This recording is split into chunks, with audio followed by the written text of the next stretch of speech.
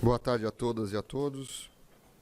Excelentíssimo senhor presidente, desembargador Sigúlio Roberto Bergson, senhor corregedor eleitoral Luiz Osório Moraes Panza, excelentíssimo senhor relator, desembargador Luciano Carrasco Falavinha Souza, na pessoa de quem cumprimento os demais membros dessa corte, excelentíssimo representante da Procuradoria Regional Eleitoral do Paraná, Dr. Marcelo Godoy, serventuários, advogados e espectadores. Esse caso trata de uma AIG que tem um histórico de fatos que levam a uma série de enquadramentos. Eu vou passar brevemente por eles para não cansar vossas excelências. Nós tivemos filiação do primeiro investigado ao partido Podemos, eventos hollywoodianos de lançamento de filiação, de lançamento de pré-candidatura, todos eles com vídeos profissionais, televisionados, acompanhados pela grande mídia.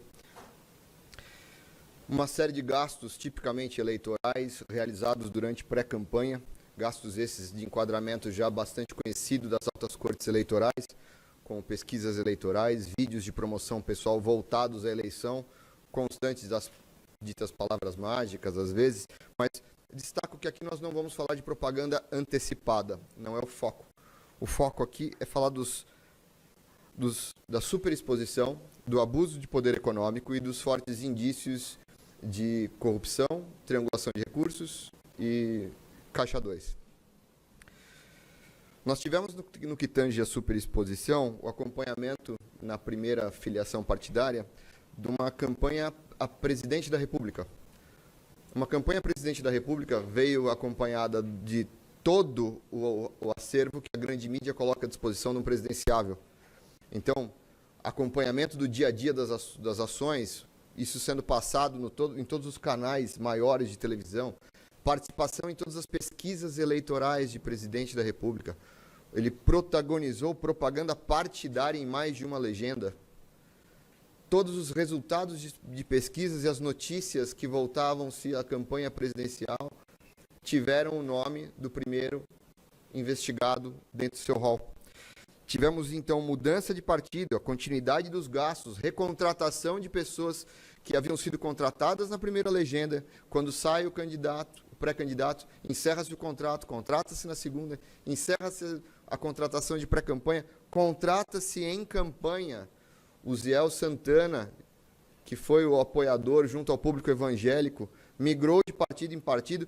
E digo isso porque quando se cita o julgado paradigma da juíza Selma, não se tem a intenção de repetir o julgado, mas de colher dele alguns ensinamentos que vieram das cortes superiores, como o que são os gastos tipicamente eleitorais numa pré-campanha, quais são os indícios de que o gasto com uma contratação foi de fato para a pré-campanha, quando ela salta de uma pré-campanha para a campanha propriamente dita.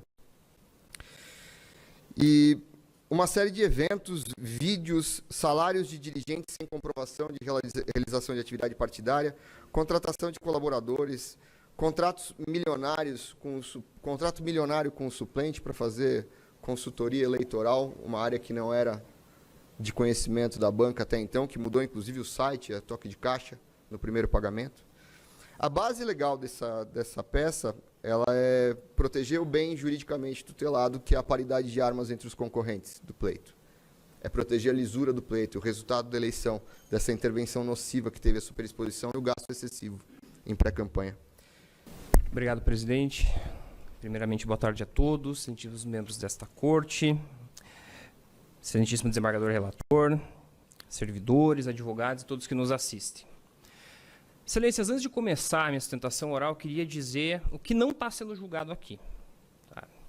Não está sendo julgado aqui o passado dos réus, não está sendo julgado aqui a Operação Lava Jato, não está sendo julgado aqui trajetória política, não está sendo julgado aqui sequer a intencionalidade, o que eles queriam fazer ou não queriam fazer em relação aos fatos que foram apurados aqui. A situação é muito mais clara e objetiva. O que está sendo analisado aqui, excelências, é se houve uma trapaça eleitoral. E uma trapaça muito clara, que é aquela de queimar a largada das eleições. Começar uma eleição em matéria de propaganda e de gastos e doações e arrecadações antes da hora que a lei estabelece para todo mundo começar igual. um critério mínimo e básico de isonomia.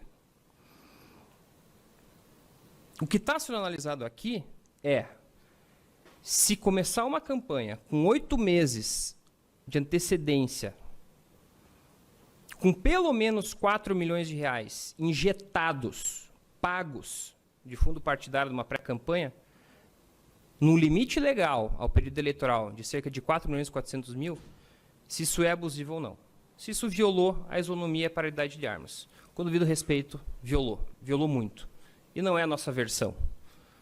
Não é a versão do PT. É a versão, inclusive, afiliada do Ministério Público Eleitoral. O doutor Marcelo e a doutora Luiz Helena. E vejam, excelências, que a defesa vai tentar aqui, e tenta desde o começo do processo, se afastar o máximo possível do caso da Selma Arruda. Como o diabo foge da cruz. E por quê? Porque sabem, assim como todos os especialistas em direito eleitoral que já opinaram para esse caso publicamente, que falaram que a situação aqui é muito similar ao caso da Selma Arruda. É similar, não é a mesma. Para mim, é pior, porque o volume de dinheiro é muito maior da Selma Arruda. E nós estamos falando aqui, de novo, de fundo partidário, dinheiro público, finalidade prevista em lei, contabilidade com transparência, não de dinheiro privado. E também a defesa ela tenta, com devido respeito, trazer vários argumentos que não são jurídicos. Podem ser argumentos políticos, podem ser argumentos retóricos, mas que não têm afiliação na prova dos autos, nem na lei e nem na jurisprudência do TSE. O primeiro deles é dizer assim, veja, existe um vácuo. Não existe previsão do que fazer na pré-campanha, então eles estão inventando um motivo para caçar o Sérgio Moro. Mentira! Nós temos um limite legal de despesas, um marco mínimo de isonomia estabelecido na lei. Nós temos, excelência, sim, precedentes. O caso da Selma Arruda, como o Dr. Bruno expôs, o agravo 924, que estabeleceu os limites da pré-campanha a gastos moderados, alcançáveis ao pré-candidato médio. E nós temos, sim, uma regra muito clara na lei das eleições, que é o artigo 36, parágrafo 2º, que autoriza despesas pré-eleitorais após as convenções e desde que o desembolso financeiro aconteça no período eleitoral, com conta bancária específica. E quais despesas que são permitidas? Preparação de campanha, instalação física de comitês ou de página da internet. E aqui está o cerne da questão, excelências. Sem tergiversar. Tudo isso aqui e mais já estava montado 8 meses antes pelos investigados. Desde a época do Podemos. E não é só isso. O que está contratado e o que se prosseguiu durante toda a pré-campanha até a eleição dos investigados. Contratação e pagamento de coordenadores de campanha, advogados, passagens aéreas, 2 carros blindados 0 km à disposição dos investigados, eventos partidários, eventos públicos por todo o Brasil, passagens aéreas, motoristas, seguranças particulares, hotéis, inclusive o hub que provava aquele domicílio eleitoral fajuto em São Paulo, que não foi acolhido, pesquisas internas, marqueteiros, páginas em todas as redes sociais, impulsionamento de postagens nas redes sociais, contratação de staff pessoal, equipe de filmagem, produção de vídeos e marketing digital. Inclusive naquele vídeo que eu trouxe a Vossas Excelências em memorial, em que o próprio candidato fazia um resumo da pré-campanha dele, fazia um roteiro pelo estado do Paraná, mostrando exatamente que aquilo lá é um material típico de campanha feito por uma equipe de campanha de marqueteiros. Tudo financiado por fundo partidário, excelências. Aí a defesa diz o seguinte, eu nem precisava abusar, porque eu já era uma figura muito conhecida. Veja, excelência, pior ainda. Gastou sem precisar? Usou fundo partidário para quê? Para tirar férias, para fazer turnê? Por favor. Foi para fazer pré-campanha. Para fazer tudo aquilo que, de fato, o 36A permite. Mas o TSE já falou, permite, mas com moderação de gastos, sem despesas extraordinárias. É dinheiro público, excelência, é fundo partidário. Aí diz o seguinte, não é despesa eleitoral porque não gera voto. O que eu ganhei com voto nas seguranças particulares, por exemplo, diz a defesa? Gente, conversão de dinheiro em voto não é prova impossível. E é, ainda por cima, totalmente irrelevante, desde a ficha limpa e a dispensa da potencialidade. Não sou eu que digo isso, é o TSE, quando fala expressamente que o critério quantitativo, conquanto possa ser condição suficiente, não perfaz condição sequer necessária para a caracterização do abuso de poder, mas sim o grau de comprometimento aos bens jurídicos tutelados pela norma eleitoral causado pelas ilicitudes. Então, excelências, pouco importa a intenção declarada da pré-campanha. Se dizia que iria ser uma coisa e depois foi outra, se o suplente era advogado depois foi vendido o cargo, enfim, não interessa a intenção. A análise é muito objetiva e aqui nós temos uma só pré-campanha. E o que se fez nela, que foi a gastança de dinheiro público do fundo partidário para se comprometer claramente a igualdade de oportunidades. É isso aqui que o caso da Selma Arruda tratava. Da estruturação de uma campanha que confere vantagens em face dos outros concorrentes que eles não teriam se não tivessem feito a mesma coisa. E está exatamente aqui. Então, esses argumentos, excelências, são muito criativos, mas não estão respaldados nem na lei e nem na jurisprudência do TSE.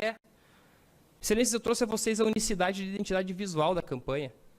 A logomarca, que veio daquele convite ainda da cerimônia de filiação do Podemos, que virou a logomarca da pré-campanha e que foi utilizada até o lançamento da pré-campanha da candidatura ao Senado no estado do Paraná. E tudo aquilo de estrutura de contratação já tinha sido feito antes, excelências.